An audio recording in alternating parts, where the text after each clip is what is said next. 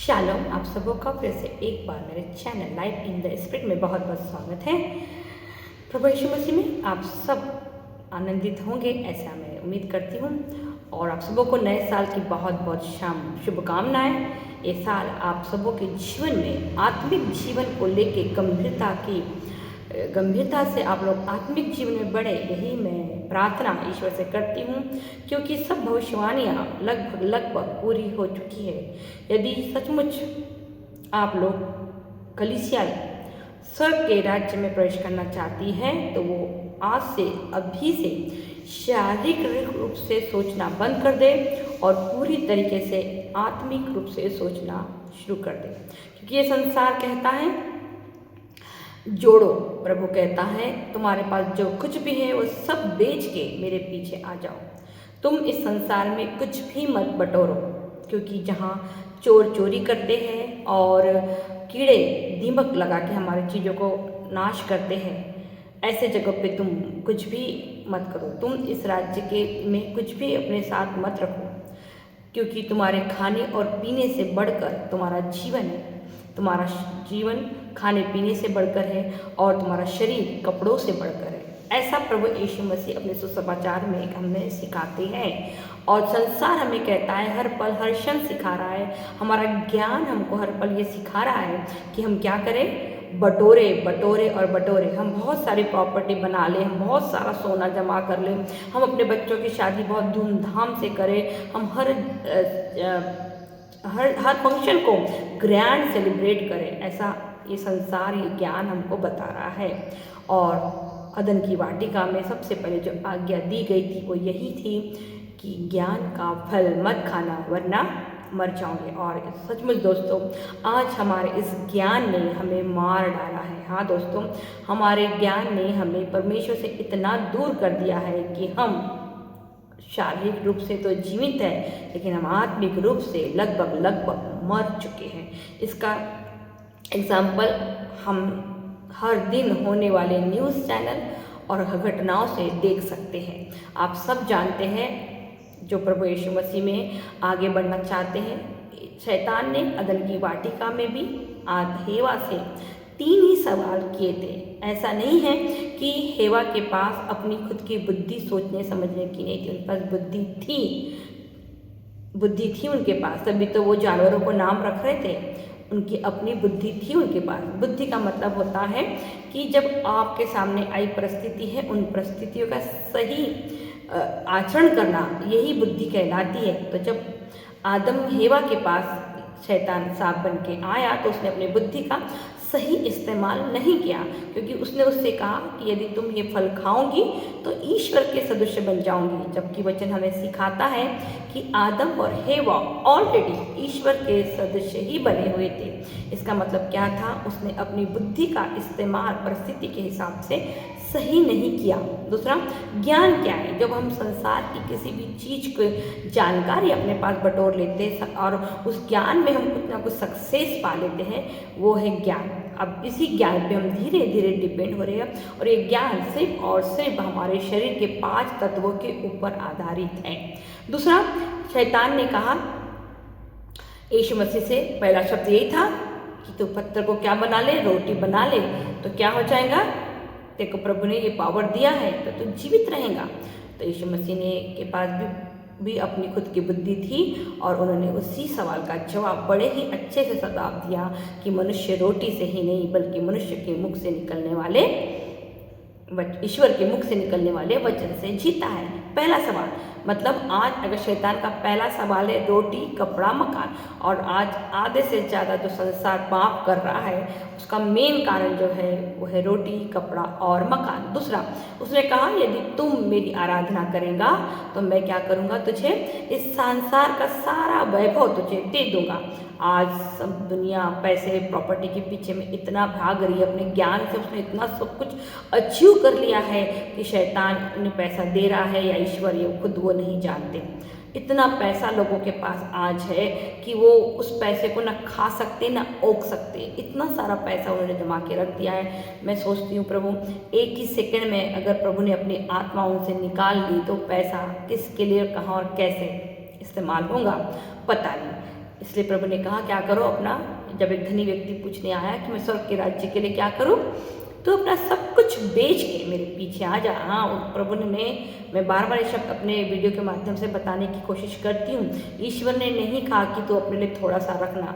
हमें पैसा हमारी ज़रूरत है, हमारा सपना नहीं होना चाहिए। इस संसार में एक अच्छी ज़िंदगी जीने के लिए और एक अच्छा लाइफ जीने के लिए हमें पैसा चाहिए, और उसे प्रभु ने भी कहा कि तुम मेहनत करो। लेकिन जब हमारा उद्देश्य सिर्फ पैसा कमाना रह जाता है और वो पैसा हम खर्च भी नहीं कर पाते, हम किसी से मिल नहीं पाते, हम कहीं जा नहीं पाते, कहीं कहीं आ नहीं पाते, तो वो पैसा, और ये पैसा किसी के लिए भी आशीष का कारण नहीं बनता, तो ये पैसा किसी के भी काम का नहीं दोस्तों, ना आपके ना मेरे। दूसरा सवाल, तो आज इंसान ने अपने इसी वैभव के लिए ईश्वर को छोड़ चुके हैं और आज वो पूरी तरीके से अपने ज्ञान के पीछे भाग रहे हैं। तीसरा सवाल था, तू यहाँ से गिर जा और तेरे विषय में लिखा है कि स्वर्गदूत आएंगे और तुझे अपने हाथों में थाम लेंगे। और प्रभु यीशु मसीह ने बहुत अच्छे से कहा कि अपने पिता ईश्वर की परीक्षा मत ले। और आज शैतान हर दिन हर पल हम मनुष्य की परीक्षा ले रहा है और हम प्रभु की परीक्षा ले रहे हैं और प्रभु को हरा रहे हैं। क्यों?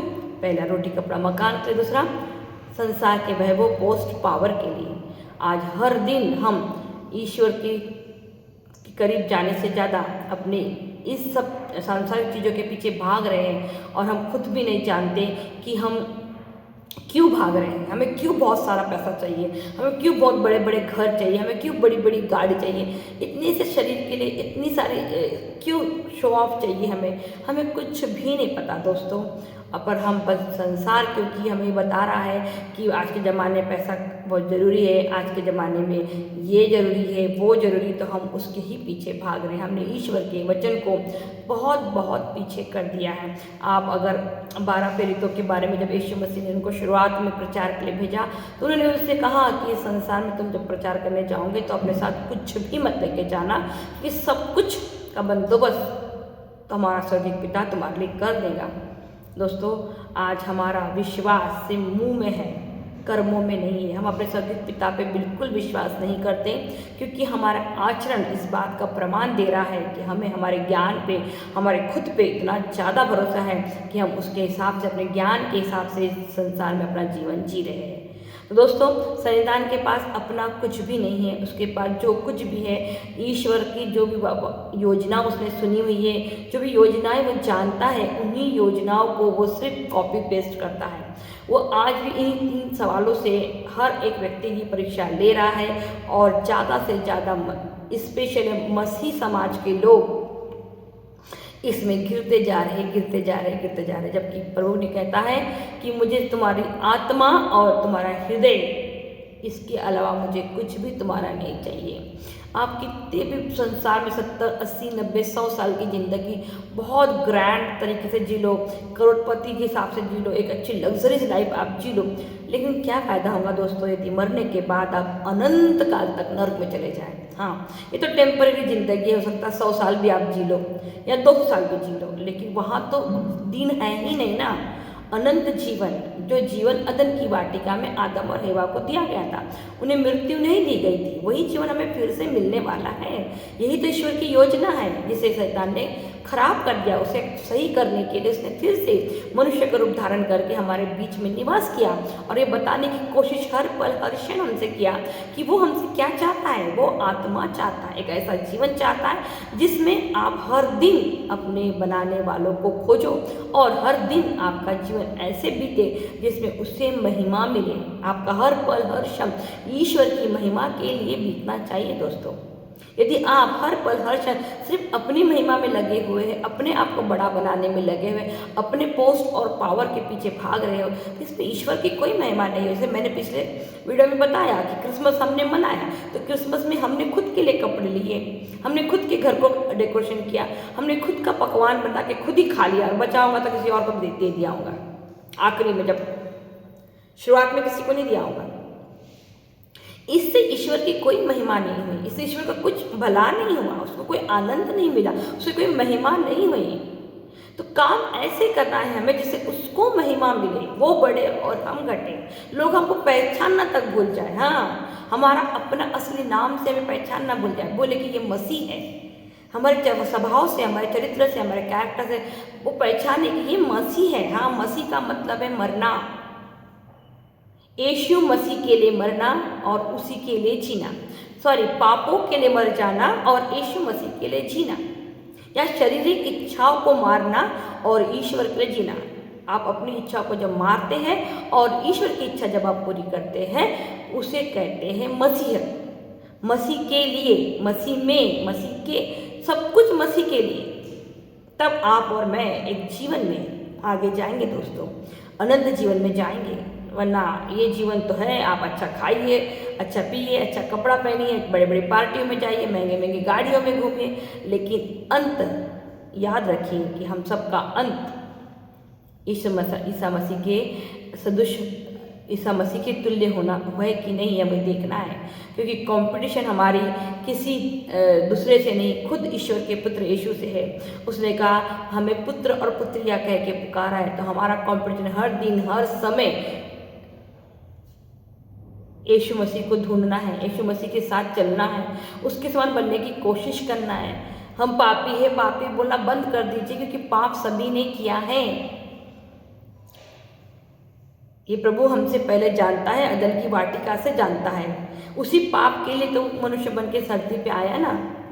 तो क्या चाहता है वो? एक ऐसी आत्मा चाहता है जो उसे ढूंढे, एक ऐसी आत्मा चाहता है जो उसकी महिमा के लिए जीवन जिए, जैसे कि उसके पुत्र यीशु मसीह ने जिया। दोस्तों, एक बहुत सुंदर वचन संत लूकस में है, जिसमें सबसे बड़ी आज्ञा क्या है वो बताई गई है। लेकिन उसमें एक दृष्टांत है जिसमें भले समारी का, ये समारी का जो दृष्टांत, जैसे आपने कई बार पढ़े होंगे, देखे होंगे, सुने होंगे, लेकिन आज मैं इसको आपको एक अलग तरीके से समझाने की, बताने की कोशिश कर रही हूँ। इसमें लिखा है भले समारी का दृष्टांत। एक व्यक्ति ने प्रभु यीशु मसीह से आके पूछा कि सबसे बड़ी आज्ञा कौन सी है? तो उसने बोला कि अपने ईश्वर को पूर्ण हृदय से, पूर्ण आत्मा से, पूर्ण शक्ति से, पूरी बुद्धि से क्या करो? प्यार करो, और उसी के समान पड़ोसी से भी प्रेम करो। तो उसने अपने आप को और अच्छा बताने के लिए पूछा कि मेरा पड़ोसी कौन है? तो दोस्तों, प्रभु यीशु मसीह ने एक भले समारी का दृष्टांत बताया कि एक व्यक्ति क्या हो गया, यरूशलेम से एरिको जा रहा था। अब यरूशलेम को पवित्र भूमि बोला जाता है, और एरिको एक खराब नगर है जहाँ पे चोर, गुंडे, डाकू का निवास है। ऐसे जगह वो जा रहा था, मतलब क्या हो गया, अच्छे जगह से निकल के खराब जगह पे जा रहा था व्यक्ति। फिर क्या हुआ? फिर हम देखते हैं कि इसमें लिखा है कि पहले एक याचक आया, फिर लेवी आया, और ये दोनों ने भी उस व्यक्ति को देखा। अब उस जा रहा था तो उस रास्ते में क्या क्या, कुछ गुंडे लोगों, कुछ डाकू लोगों ने उससे क्या क्या लूट लिया। लूटने के बाद उसे मारा, पीटा, उसका सामान, इवन उसके कपड़े भी छीन के लेके चले गए। इवन इतना बुरी हालत उन्होंने उसकी की कि कपड़े तक उसके आंख पे नहीं छोड़े।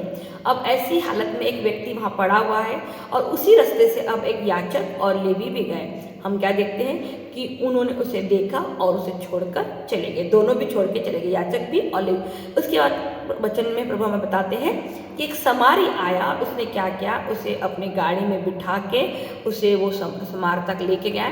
उसे कहाँ तक लेके गया? सराय तक लेके गया। उसने वहाँ उसके अच्छे से इलाज करवाया, और उसके और इलाज के लिए पैसे दिया, और बोला कि मैं आते वक्त इसको अपने साथ ले जाऊँगा। यह 3 चीज़ें हैं जो हमको देखने की, समझने की है। पहला जो चीज़ है वो है वो गुंडे, डाकू। 3 परिस्थितियां हैं, 3 कैरेक्टर्स अलग अलग हैं। इन 3 परिस्थितियों के बारे में, 3 कैरेक्टर के बारे में यीशु मसीह की क्या विचारधारा है और वो क्या कहते हैं, ये देखना है हमको कलीसिया के रूप में। तो पहला कैरेक्टर जो है हमारे रूप में, कलीसिया के रूप में, वो डाकू है। उन्होंने क्या किया है, एक कमज़ोर व्यक्ति को, एक मजबूर व्यक्ति को क्या किया है, लूट लिया है। और में भी उनके पास भी कोई प्रॉब्लम होगी, परेशानी होगी, उसका सोल्यूशन ढूंढने के लिए उन्होंने क्या किया है, पाप किया है। हाँ, क्या किया उन्होंने? पापी व्यक्ति बन गए हैं ये, और इन्होंने क्या किया है, उनसे लूट के चले गए। दूसरा, वो व्यक्ति कौन सा, जिसके मार पड़ी है, जो गिरा पड़ा है, उस व्यक्ति के बारे में हम बात करेंगे वो। और तीसरा कौन है? वो जिसने उसकी रक्षा करी है। या वो याचक और लेवी को आप छोड़ दीजिए, क्योंकि उन्होंने तो कुछ किया ही नहीं। और सेम ये जिस व्यक्ति को लगा मार, आज कलीसिया इन तीनों कैरेक्टर में से कहाँ पाई जाती है? हम प्रभु ने हमें पापियों को भी पश्चाताप करने का मौका दिया है। यदि उन डाकुओं ने जिन्होंने उसे लूटा था, इन फ्यूचर में उन्हें इस बात का अगर एहसास हुआ होगा कि भैया हमने जो काम किया है वो गलत है, तो उन्होंने अगर पश्चाताप किया होगा और अपने जीवन में यीशु मसीह के आज्ञाओं का पालन करना शुरू कर दिया होगा, तो दोस्तों इन्हें स्वर्ग के राज्य में जाने से कोई रोक नहीं सकता। दूसरा, वो समारी उसने क्या की? सेवा। सबसे मेन बात क्या है? सेवा। सेवा में जो सबसे बड़ा जो पॉइंट आता है दोस्तों, वो आता है हमारा खुद का समय, खुद के द्वारा किसी की सेवा की जाना। पैसे मायने रखते, मैं ये नहीं कह रही, लेकिन फर्स्ट क्या आता है? हम खुद उस सेवा में क्या है? पार्टिसिपेट हो जाए, हम खुद उसमें क्या करें? भाग कर। तो उस व्यक्ति ने क्या किया? सिर्फ पैसे दे के नहीं चला गया, उसने खुद भी उसके साथ समय बिताया और एक भला काम। क्योंकि यीशु मसीह ने क्या कहा? पहले क्या कहा? पापों के लिए पश्चाताप करने के लिए, करवाने के लिए मैं आया हूँ, जो कि वो डाकुओं के ऊपर लागू होता। दूसरा क्या बोला? मैं सेवा करवाने नहीं, करने आया हूँ। तो समारी स्त्री ने, समारी इस व्यक्ति ने प्रभु यीशु मसीह के दूसरे वचन को जी लिया, पहले वचन को इस डाकू ने जी लिया।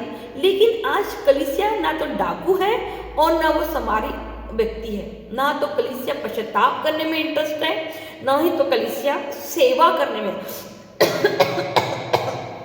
इंटरेस्टेड है। वो कैसी होगी पता है? वो जख्मी व्यक्ति के जैसी हो गई है।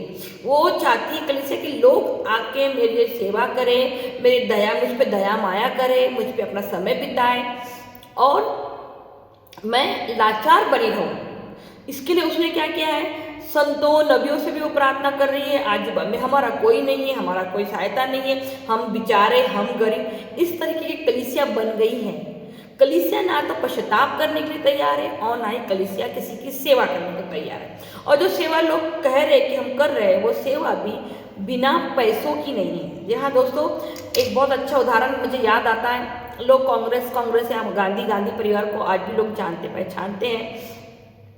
हम भी उसमें से एक है कि हम भी लेकिन हम गांधी को या कांग्रेस को वोट क्यों देते हैं? उसके पीछे का रीज़न ये नहीं है कि हमको वो पार्टी बहुत पसंद है या हमें उस पार्टी, हमें महात्मा गांधी की उस महान बलिदान को याद रखना चाहिए। महात्मा गांधी अपने प्रोफेशन से एक वकील बन के आए थे और वकील बनने उस जमाने में आज से अगर 90 साल 80 साल पहले या 100 साल पहले की बात अगर आप पीछे लेके जाएंगे तो उस वक्त 100-200 साल पहले भी बोल सकते हैं इसको, तो उस वक्त वकील बनना एक इतना आसान बात नहीं था, क्योंकि वो बहुत मुश्किल बात था। इंडिया से भारत से कोई इंसान क्या बने? वकील बनने के लिए बाहर जाए, बहुत पैसा उसके लिए लगता था और बहुत हिम्मत चाहिए देश के बाहर जाके पढ़ाई करने के लिए। ठीक है। दूसरी बात, एक व्यक्ति जो वकील बन के आया है, कुछ सपने लेकर वो आया है, उसे बहुत सारे ड्रीम्स देखेंगे कि मैं अब ऐसी वकालत लड़ूंगा, मैं ऐसा करूँगा, मैं वैसा करूँगा। लेकिन जैसे ही वो इंडिया के ट्रेन में बैठ के इंडिया के प्लेटफॉर्म पे आता है और वो इंडियन लोगों की, भारतीय लोगों की जो हालत देखता है और उस हालत को देख के जो वो डिसीजन लेता है, वो है सेवा, जिसमें आप अपनी खुद की सारी इच्छाओं को मार डालते हो। आप सिर्फ दूसरों के लिए क्या करते हो? काम करना शुरू कर देते हो। मे भी उस काम में आपका 1 रुपये का भी फायदा नहीं, उल्टा नुकसान ही होगा। और ऐसा आप आज देख रहे हो, आज लोग जो बातें, जो शब्द कह रहे हैं और गांधी परिवार के लिए जो शब्द, महात्मा गांधी के लिए, नेहरू जी के लिए, ये सब शब्द इस बात का प्रमाण है कि एक व्यक्ति ने अपना सब कुछ सेवा के लिए गवा दिया, लेकिन उसके हाथ में कुछ नहीं आया। वो सही सेवा थी।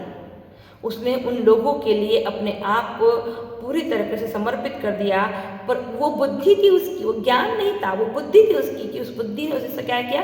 उन परिस्थिति में जो डिसीजन लेने लगाया वो उसकी अपनी बुद्धि थी, वो उसकी अच्छी आत्मा का प्रमाण था महात्मा गांधी के।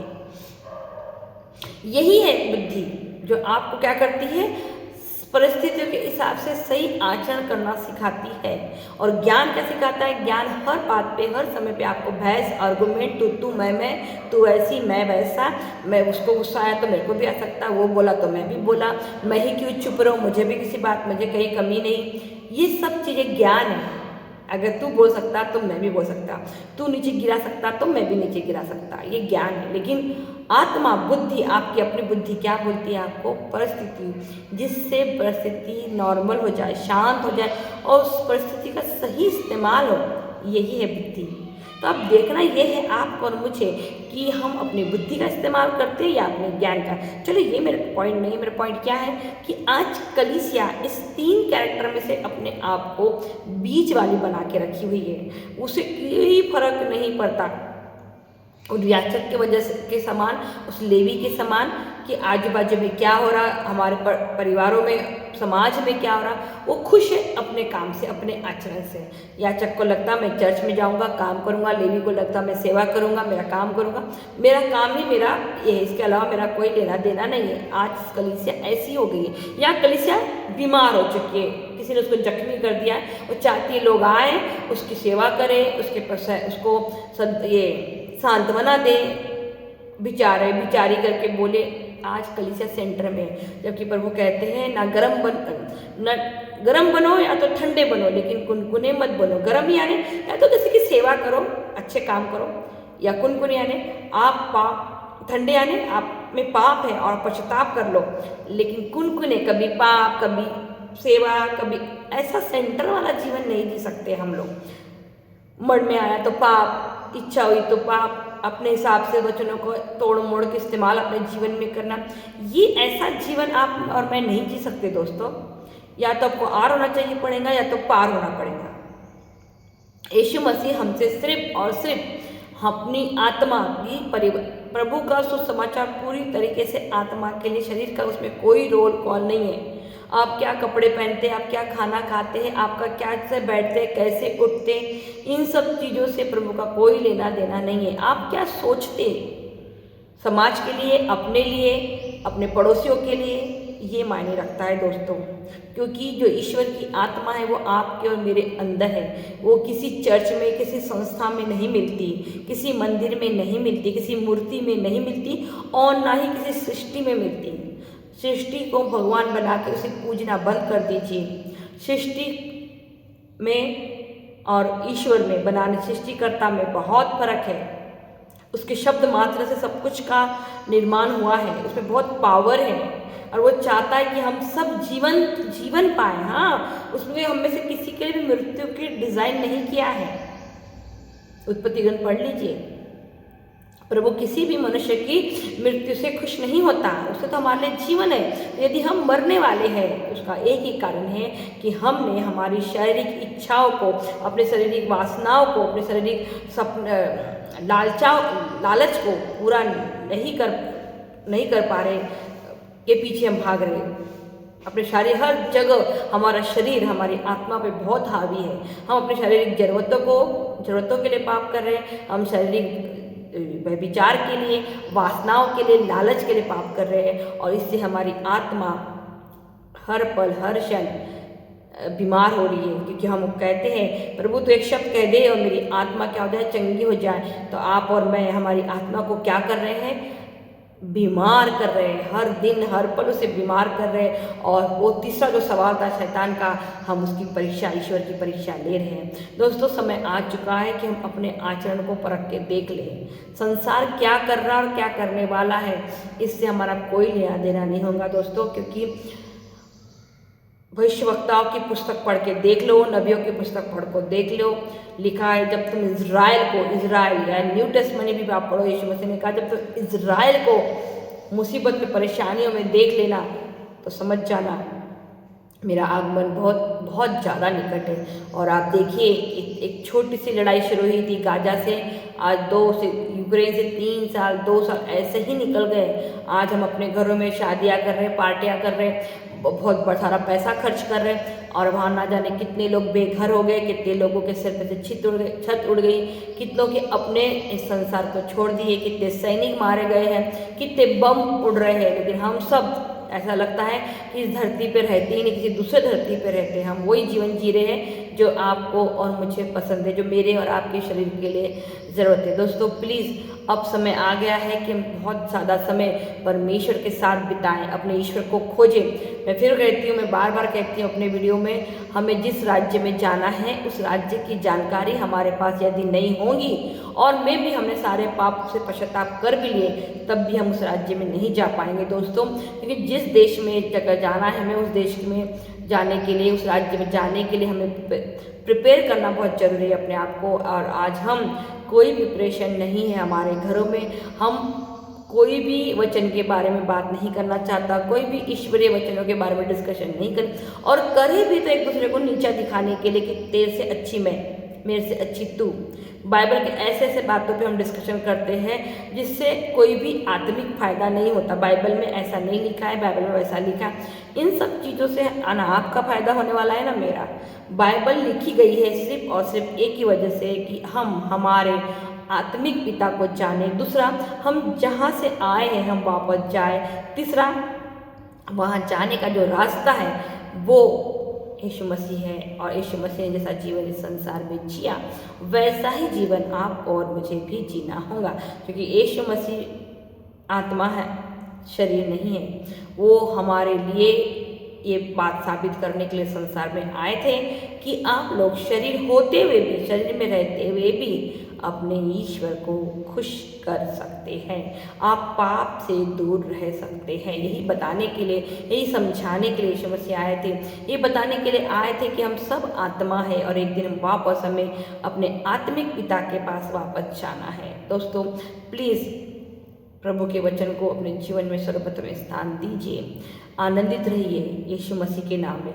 चाहे परिस्थिति जैसी भी आए, कुड़कुड़ाना बड़बड़ाना बंद कर दीजिए। हर पर हर क्षण ईश्वर को खोजते रहिए, हर पर हर क्षण प्रभु के आगमन के लिए प्रार्थना कीजिए। संसार में जितना पाप स्पीड से बढ़ रहा है, ऐसे संसार को आप क्यों रखना चाहते हैं? आपको क्या लगता है कि ये सब पाप अब कम होगा? पाप अब कम नहीं होगा दोस्तों, क्योंकि हमारा जो जीवन है एक सेल्फिश जीवन हो चुका है। हम मैं में जीते हैं, और जब मैं हम मनुष्य में आ जाता है तो ये घमंड है, और घमंडी लोगों से ये संसार हर दिन हर पल भरते जा रहा है। ऐसा संसार अब कभी भी यहाँ शांति इम्पॉसिबल है, क्योंकि अब पाप का जो लास्ट जो लेवल था वो भी पूरा हो चुका है। अब हमें सिर्फ और सिर्फ प्रभु यीशु मसीह का दूसरा आगमन ही बचा सकता है दोस्तों। अदरवाइज इस धरती में कुछ भी ऐसा नहीं है जो इस धरती में हमें रहने लायक बना सकता है, या हम इस धरती में रहने लायक है। इस धरती अब मनुष्य के रहने लायक बची हुई नहीं है। इस तरीके के न्यूज़ हर दिन हर क्षण हम सुनते हैं। प्रभु को धन्यवाद कि वो हमें मौका दे रहा है हर दिन हर पल कि हम क्या करें, इस संसार से बाहर निकल के उसकी खोज में लग जाएं, उसे ढूंढें, परखें। क्योंकि एक समय आने वाला है दोस्तों जब इस संसार में, इस धरती पे हमें ईश्वर को ढूंढने का मौका नहीं मिलेगा, हमें आराधना करने का भी समय नहीं दिया जाएगा। इसे तो अब से मैं आपसे विनती करती हूँ, जितना हो सके उतना अपने घरों में, परिवारों में आत्मिक जीवन के बारे में मनन चिंतन कीजिए। शरीर चाहे जितना आनंद मनाए, जितना खुश हो जाए, कितना अच्छा खाए पिए, अच्छे से रहे, इससे हमारे प्रभु यीशु मसीह का कोई नुकसान नहीं है, लेकिन हाँ उसका कोई फ़ायदा भी नहीं है। ये वचन कहता है तुम ऐसे जियो अब से जैसे तुम खुद के लिए मर गए हो और यीशु मसीह के लिए जिंदे हो। आज इस तरह का जीवन मत जिए दोस्तों कि हमें किसी से कोई लेना देना नहीं। जैसे वो याचक और लेवी ने किया, या उस जो व्यक्ति को मार पड़ी और वो जख्मी हो गया, उस वैसा भी जीवन मत जिए दोस्तों कि लोग आए और सिर्फ आपकी सेवा करें और आप किसी के कोई काम ना सकें। दोस्तों प्लीज़ पवित्र वचनों को अपने परिवारों में, अपने घरों में, अपने बच्चों में, हस्बैंड वाइफ विशेष करके बहुत ध्यान से इसे समझने की कोशिश कीजिए। विशेष करके जो न्यू बॉर्न बच्चे हुए हैं उनके माँ बाप को लिए बहुत बड़ा टास्क है। आप नहीं चाहते कि आपके बच्चे AI के समान जीवन जिए, वो गॉड के समान जीवन अगर जीना है तो उन्हें पैदा होए साथ ही अपने ईश्वर के बारे में बताइए। दोस्तों इन वीडियो को ख़त्म करने से पहले मैं विनती करती हूँ कि आप इसे ज़रूर बहुतायत में शेयर कीजिए। मैं भी हो सकता किसी एक की आत्मा बच जाए। मेरा मकसद सिर्फ और सिर्फ ईश्वर के वचनों को का प्रचार करना नहीं है, क्योंकि वो प्रचार करने का समय अब लगभग ख़त्म हो चुका है। जो पुरानी कलीसिया हो है, अब तो समय सिर्फ और सिर्फ आत्मा की कहानी का है। हाँ दोस्तों, यदि हमारी आत्मा उस अनंत नरक में चली गई तो दोस्तों इस संसार के सारे जीवन का कोई अर्थ नहीं रहेगा। प्लीज़ इस वीडियो को शेयर कीजिए। आइए हम प्रार्थना करें। हे मेरे पिता, तेरा धन्यवाद देती हूँ कि तूने फिर एक बार मुझे मौका दिया है कि मैं तेरी स्तुति आराधना कर सकूँ और तेरे वचनों को, तेरी शिक्षा को प्रभु जी, जो मेन था तेरे सुसमाचार जो था प्रभु जी, की मन फिरा लो, पश्चाताप कर लो, स्वर्ग का राज्य निकट है, ये लगभग बहुत जल्द पूरा होने वाला है। प्रभु मैं प्रार्थना करती हूँ कि जितने भी लोग मेरे वीडियो को देखते हैं और सब आत्मिक जीवन में आगे बढ़े प्रभु जी, वो अपनी शारीरिक इच्छाओं को मार सके और आत्मिक जीवन में आगे बढ़ सके, क्योंकि मनुष्य इन बात नहीं जानता कि वो इस संसार से एक बूंद पानी का भी अपने साथ नहीं लेके जा सकता। जो कुछ भी उस संसार में अचीव करेगा वो सब उसे इसी संसार में छोड़ के जाना है। तो जिस चीज़ को हम अपने साथ लेके जा ही नहीं सकते, उस चीज़ के पीछे हम क्यों भागे, बल्कि वो जो चीज़ हम साथ में लेके जा सकते, हमारी आत्मा और हमारे प्राण, उसके लिए हम दिन रात प्रार्थना करें और अच्छे आचरण में जीवन बिता। यही विनती है, प्रार्थना मेरे पिता मैं आपसे करती हूँ। सारी महिमा, सारा आदर, सारा धन्यवाद मेरे पिता तुझको देती हूँ। यीशु मसीहा के नाम से मांगती हूँ। आमीन आमीन आमीन।